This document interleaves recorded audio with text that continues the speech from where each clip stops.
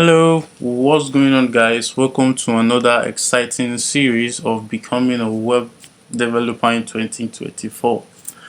Today I'm really happy because we are going to be doing a lot of amazing stuffs. But with that being said, first let's open one VS Code.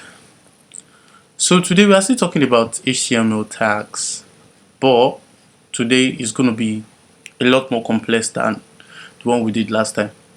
So first thing I want you to do for me, you know that folder that I said you should create earlier? I want you to drag and drop one image and one short video there. Just drag and drop that. As you can see, I did mine here and it's already presenting in my VS Code. So open up your code, open up your programming software or whatever you are using to write this code. And so first, we're going to talk about paragraph tag. So there's a special tag in HTML that is called the paragraph tag and is denoted as P. So when I type P, I just enter. You can just see it opens up a paragraph tag for me. Meanwhile, let me tell you something. If you are using another, let me say, code editor, when you type P, you might not see P and enter. You might not see this. But if you don't, I'm sure you know very well how to bring that out. But if you are using VS Code, which is going to make life a whole lot more easier for us, you can just say P and hit enter to create a paragraph tag for us. So in this paragraph, we are going to write something, but what we are doing today is going to be different from what we have done before. So we are just trying to create a mini website for ourselves today. So in this paragraph tag, you can just write my first website. Yeah, leave that there. So another thing before this, let's do something here. Let's add one head tag. You know, we did it in the last video, so you can just press each one and say website here. And yeah, that's done. Let's give this a little bit of space. So save that up. Let's open VS Code, go live.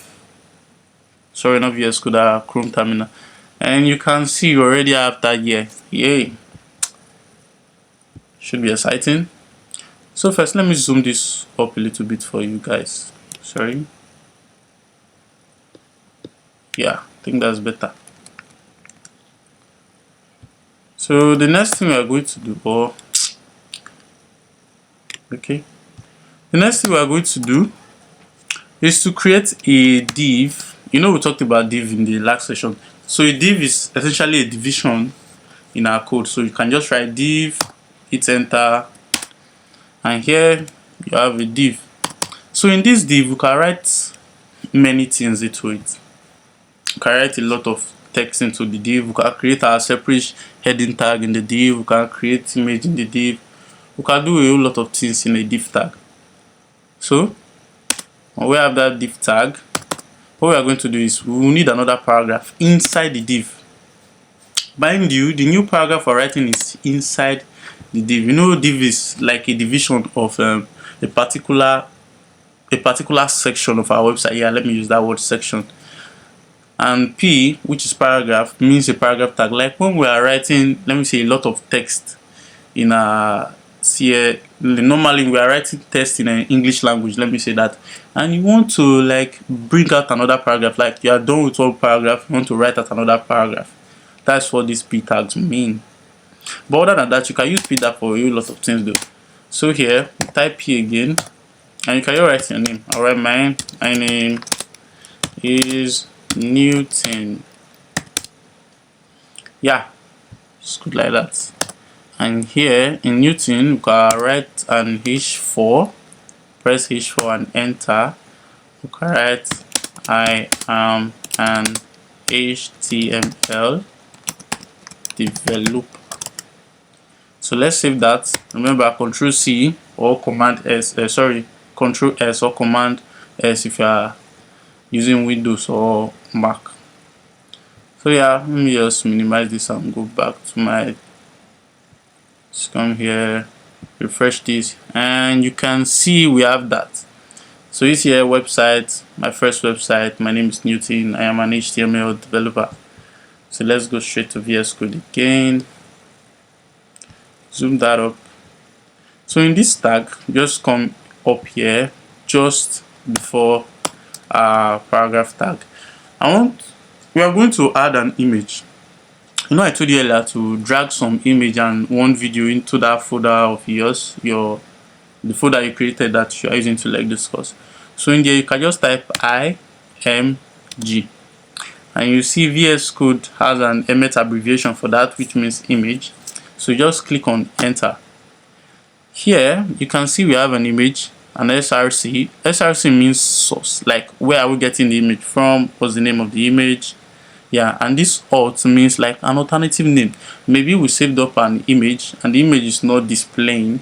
We can just write a note tag telling the web viewer that yeah, this is the image we have there. Or maybe somebody that is using a screen reader, we can just say, can you write anything there? Maybe like if we have an image of a dog, you can just type a dog in the alt or anything of such. So in here, in the source, just come in between the two colons, and you see something in the image that we created. You can see mine is keyboard.jpg. You can just write that in the source keyboard, and you can see it's already showing. So I will just type enter, keyboard.jpg, save that, interest, then go back to VS Code again, and you can see we're having a big bold image here. Let's scroll down. Scrolling down, we can see my name is Newton. I am an HTML developer. But something you notice about this image is that it's too big. So I'm going to show you a quick trick you can use to size this image down to your preferred size, whatever size you want to give it. So in between the source, after the source, just come here. Just before the width, you can write something like width, which is used to define the length of an element, like the space we want the element to contain, how big we want the element to be. So in here, I'm just going to write this in pixels. So I'll say 300 px. Now, what does px mean? You know, if you have a screen, you know, whatever screen you have, like if maybe you have heard the word pixels before, or px. Px essentially means pixels, and it's used to, let's say, tell the size of something. It's used to tell the size of something. If I zoom in here, so you can just, let me show you something, a little demo to show. Okay, I'm just using this to show you something. If you look closely, there are minor dots, like some squares in this screen. Each square signifies 1 pixel. So scaling that, let me zoom out again. You can just say each of those blocks, I want like my image to contain 300 of those images, so that it will be big enough for the viewer to see. Now we have a width of 300 pixels. Let's save that and check what we have in our editor. And yeah, you can see our image is much more smaller now. You can also play around with this, you know. Let me show you something. We gave it a width of 300 pixels. Okay, let's bring it to should we say 500? Let's see that. Save that up. You can see our image already. Okay, it's a lot bigger now.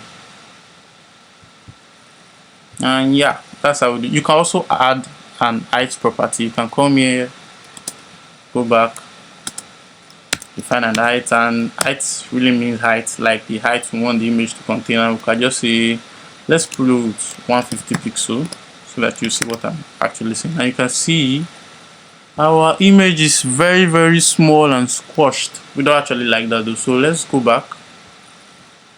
Sorry, keep opening this. Let's go back, and yeah,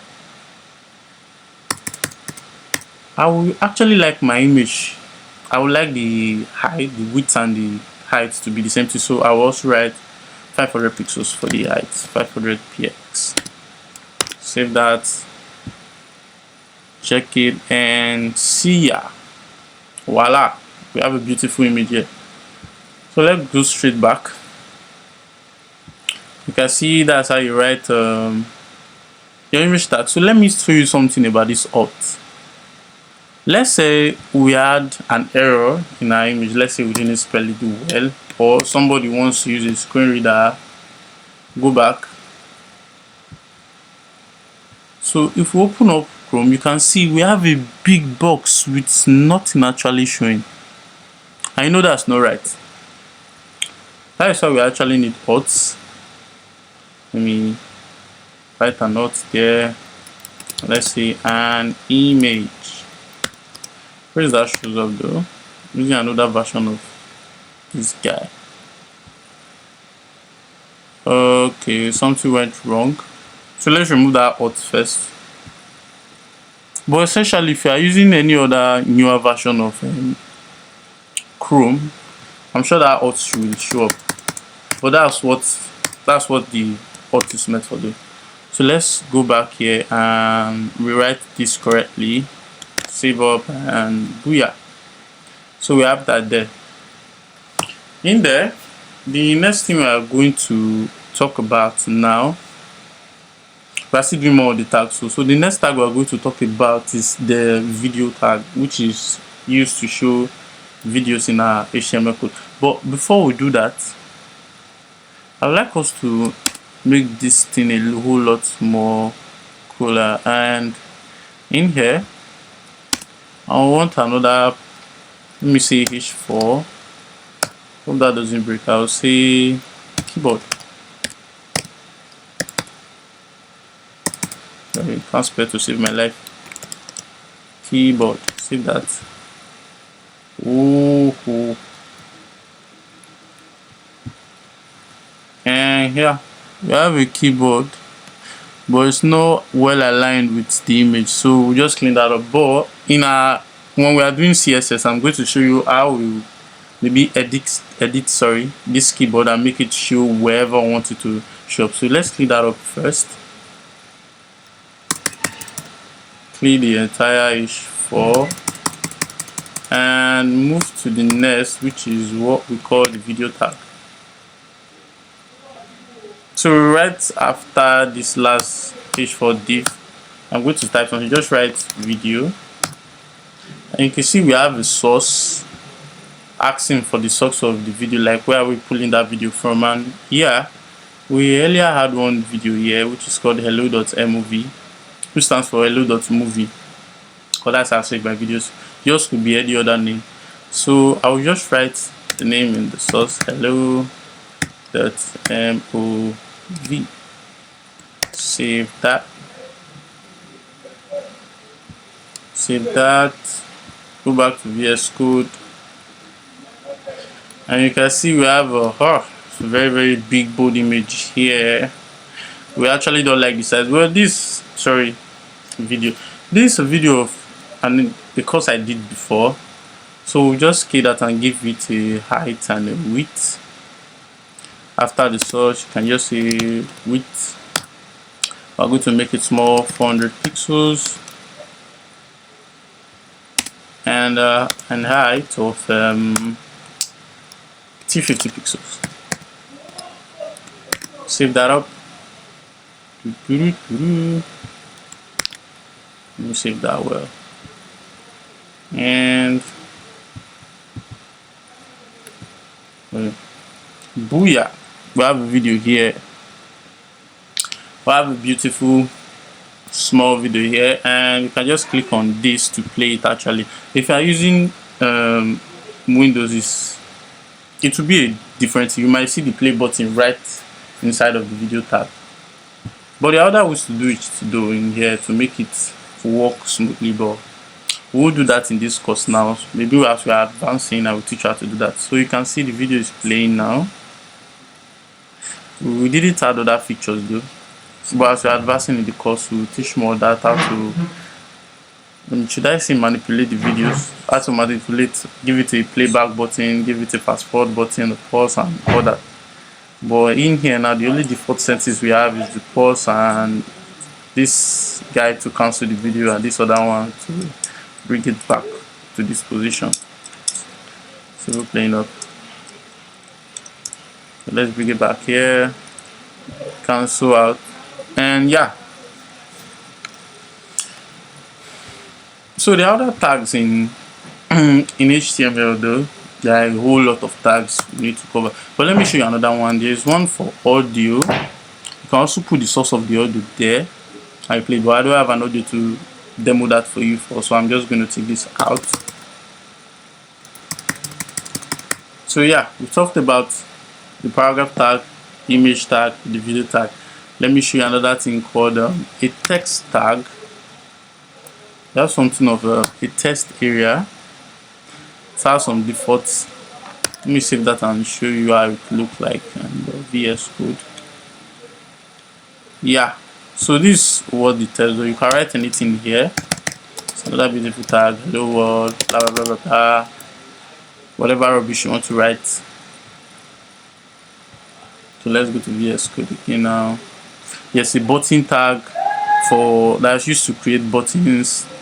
So buttons tag essentially, you press button and VS Code, the magic editor, will autocorrect and complete that for you. Can just say click me, let's give it a value, click me.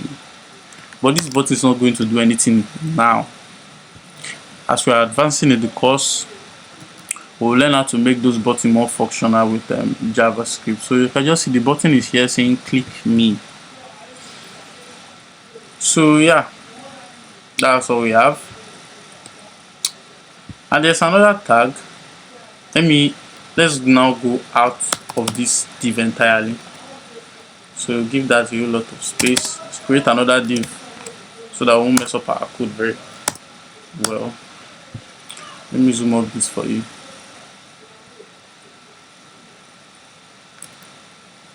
So in this div, we are going to add other tags. And the first tag I want to talk about is called a list tag. Now there are two different types of list tag. There's one called the unordered list and there's one called the ordered list. First, let's do for the unordered list. To do an unordered list, you type something like UL, and you can see we have UL there. Hit enter. Now you have created an unordered list, but where are the list item?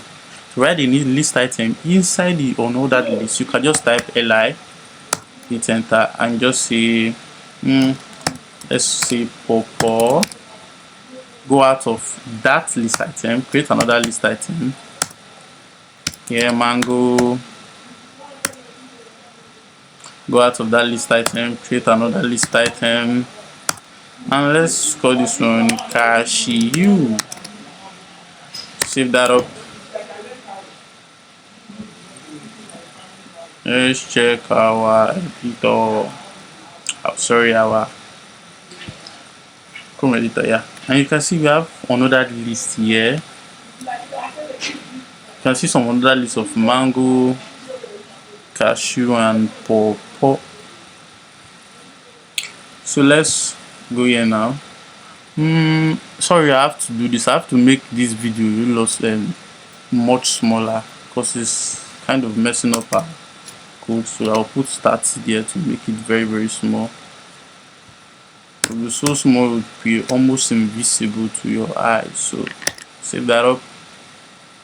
Yeah, the video is now very, very small. Even the image. No, let's leave the image.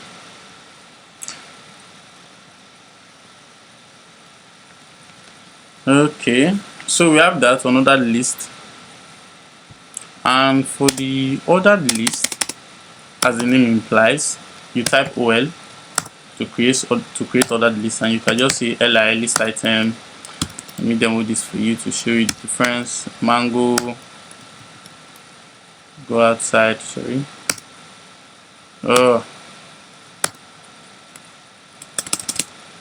Type another li. Cashew,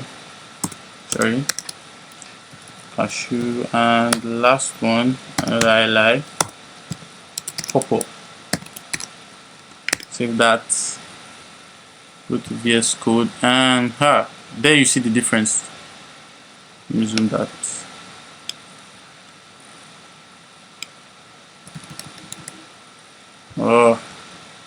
This thing keeps messing up my zoom view. Let's leave that.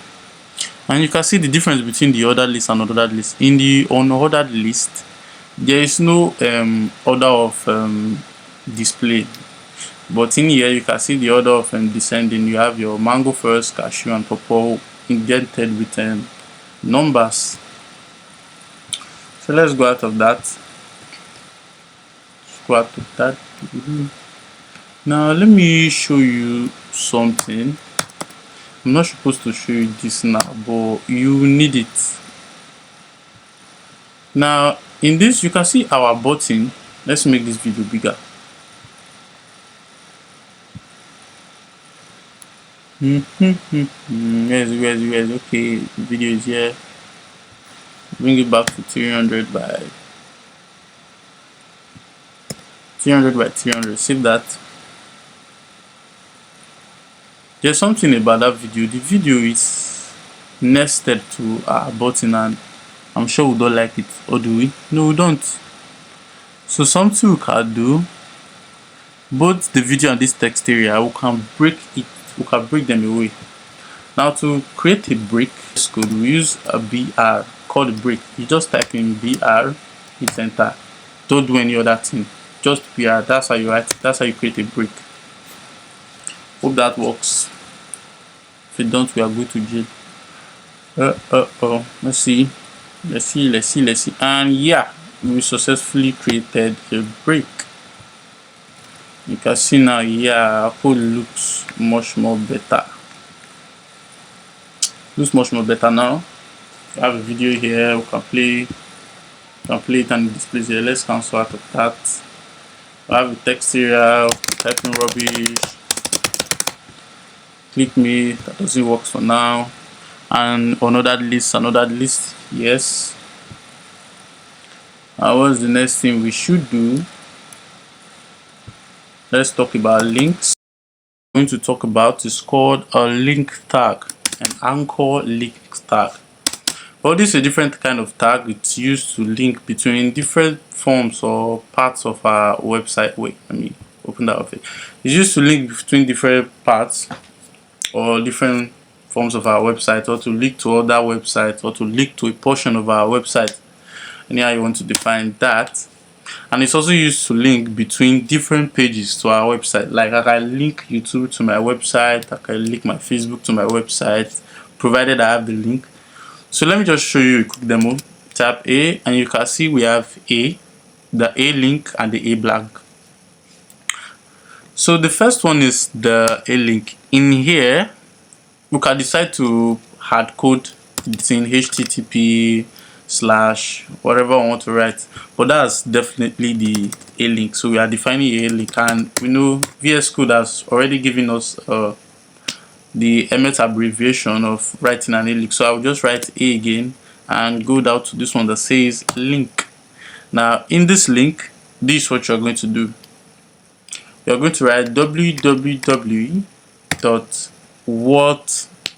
do you want to provide here, which page or website you want to link to. I want to link to YouTube, so I can just write there youtube.com.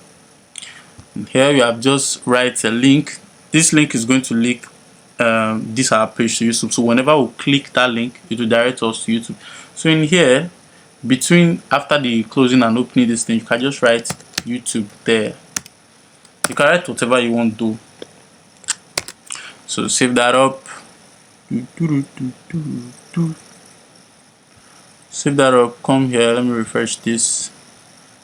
And yeah, you can see we have a link here. So if I click this link, and I hope my network is good because I'm using a very stupid internet connection here.